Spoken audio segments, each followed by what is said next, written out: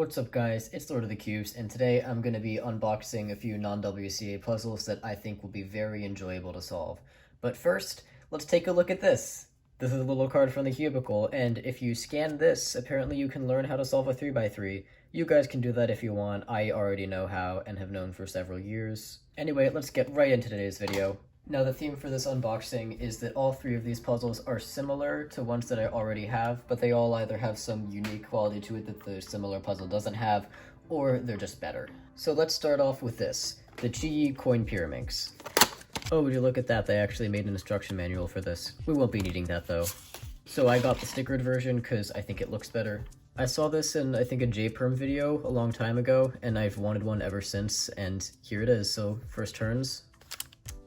Oh, that is... oh my god. So there's, what, like... there's 2 clicks per turn. This one does nothing. I can't jumble it or anything. I've seen videos on this puzzle, and what I figured out about it is that it actually is a shape mod of a ready cube. Basically, these corners here on the ready cube correspond with these 4 corners and these 4 faces. Take a look at it. It's actually the same, like, corner, corner, corner, corner. It's basically a mastermorphics version of a ready cube. And then, of course, these centerpieces here, these, like, sort of outer centers, are these edges. What makes this puzzle more fun is that it's got these circles so you can twist like this, and that these centers don't have any orientation. So let's just scramble this up like a ready cube and do a first solve. Alright, let's just do a quick little tutorial on this right now. So this is a randomly generated scramble. First, let's align all these corners like this. And now we've immediately only got these outer centers left. And the way that you can solve these is simply by doing things like this. So what I just did there was I moved this corner so that this position that this edge needs to go in goes in here. I'm going to call these edges. They're not edges, but it makes it easier. And then you can just twist this here. You don't have to worry about twisting this back because it doesn't have any orientation to begin with. And then this tip can just go back down. I realized the camera didn't focus until just now. That's going to be really annoying. So you can basically just do that to solve the rest of the puzzle, and this is actually really fun to solve. The only issue so far is that these circles are easy to get misaligned. It's a little catchy because of that. And our first solve is... what is misaligned here? Oh, it's this. Is complete. Come on. There we go. Everything is done. So that's the GE Coin Pyraminx. Let's move on to the next one. This is a limited edition blanker cube. Now you can't tell it's limited edition, but it should be purple on the inside. And I actually came across one of these at a tournament, and I thought, oh, that's cool, and I did a solve. And then I wanted to buy one, and even my mom was like, you should buy one. So, yep, this is a... I actually have no idea. Oh, is this like patterns and stuff? Oh, I'm actually gonna hold on to this. So it's got this neat little plastic wrapping on it that the turtles just absolutely love. Completely unnecessary. Anyway, here it is. It's a purple blanker cube with yellow stickers. I like the contrast. So you might be thinking, Lord of the Cubes, this is just a forced cube but with stickers all one color on it. But no, because it does this. The turning of this, it's a little bit like scratchy. I want it like that. I guess that's the right word for the texture. It's like, it feels like 3D printed, but like a good 3D printed puzzle, if that makes sense. And it kind of sounds like one too. So if you don't know what a blanker cube is, let me explain it right now. This is similar to the GE 2x2 mirror blocks, and specifically the 2x2 because on the inside, this is actually a 2x2, believe it or not. So just picture something like this, where all these cuts are the same distance from these corners, you know? And just picture if these were actually like, this looks like a 1x2, this looks like a 1x2x2. I don't know how to explain it properly, but it's actually the same exact puzzle. This one is just way cooler and looks more insane. Okay, so here. So like this piece here, right here, this can't move. This is attached to this. They're actually like glued together or something, I think. And basically, this is actually a 2x2 on the inside. Even if you have a quote-unquote face completed like this, you can't turn this way because these are all just glued to their previous layer. Does that make sense? Anyway, I guess it's time for a quick solve of this too. Without a doubt, the hardest thing about this cube is figuring out that it's just a 2x2 shape mod. Alright, so let's first off... oh, that was easy. Alright, these are aligned. So let's just do like a J-perm from here and see what happens. So looks like we have one corner rotated here. I say corner because, you know, it's technically a corner.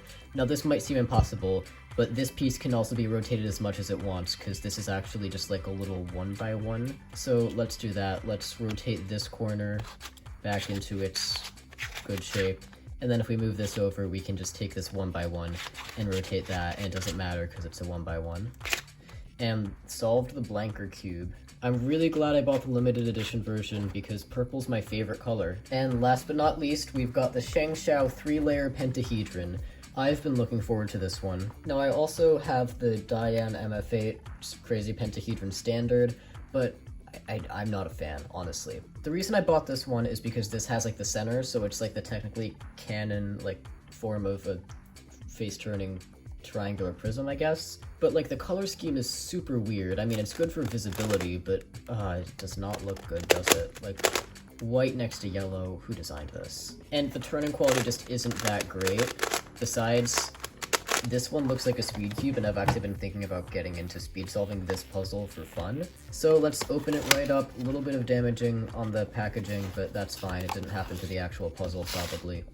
We've got a tutorial here as well. Again, I won't really be needing it.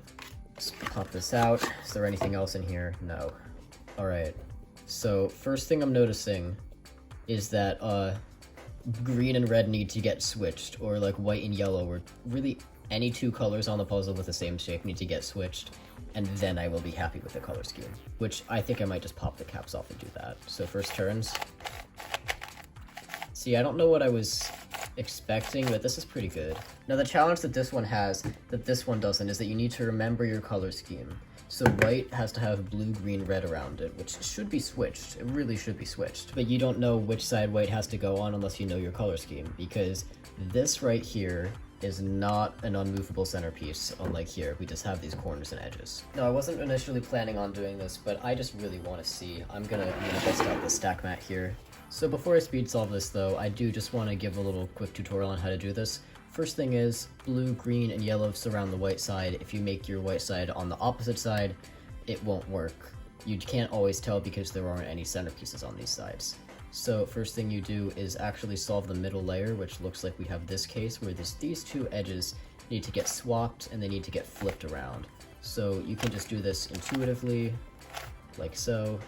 After that, you can solve any cross pieces that you still need, which in this case, red and green are already there. I got a lucky scramble. So this blue one is up here, so you just rotate this up, bring it over here, and back down. Next thing you need to do is use this algorithm to insert any corner pieces. Just position them above the slot they need to be, as long as they're on the yellow side, and then just execute the algorithm, and they will be in. Now you'll notice that this actually flips these two edge pieces, so you're going to need to keyhole it. And by that, what I mean is just make sure that whatever you do, this is always your right side, this one that got flipped. So it looks like we've got our green and blue corner here, so let's position our white, green, blue corner underneath it. And we will do that. And now that this is solved, it doesn't matter. Now, in this scenario, it looks like we're going to have to insert a wrong corner, or else we'll end up with these two being flipped, which will be bad. So instead of putting this corner in, I'm going to put this corner in, using the same algorithm. And now that this has been flipped, I can put the correct corner in. Now at this point, either your puzzle will be solved, or you'll end up in this sort of U-perm case. But this actually isn't a U-perm, it's not a 3-edge cycle, it's a 3-corner cycle. And you can use the same exact algorithm as before. If you're familiar with Megamink's beginner's last layer, it's like that. So we just need to switch these 3 around, and let's just do the algorithm. If you want a full explanation, J-perm has a good video on this puzzle. So we're going to take this blue and red corner and put it here. I'm going to move this down, blue and red. And the next corner is going to be red and green. So I'm going to put that there. And finally, this last algorithm. And it is solved. Alright, so here's my speed solving attempt. First thing I'm noticing is that these are both with their centers, but they're actually on the wrong side because white has to be here, blue-green for some reason. So let's just get right into the speed solve. Comment what you think my time will be. Pause the video and comment. I want to see. Right. Ooh, this is actually a good case. So really hoping for a last layer skip. So blue and green. So we're going clockwise with this, it looks like. Shoot.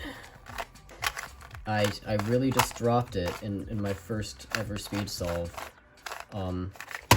Okay, 37.529. That is a time that I will surely beat in my second ever solve when I'm off camera. Thank you so much for watching my unboxing of these puzzles. They're all really fun, and I would recommend buying them. Links to the cubicle will be below. Also, if this limited edition blanker cube happens to run out by the time this video goes public, there's always the regular one. That's all for today, folks. This is Lord of the Cubes, signing off.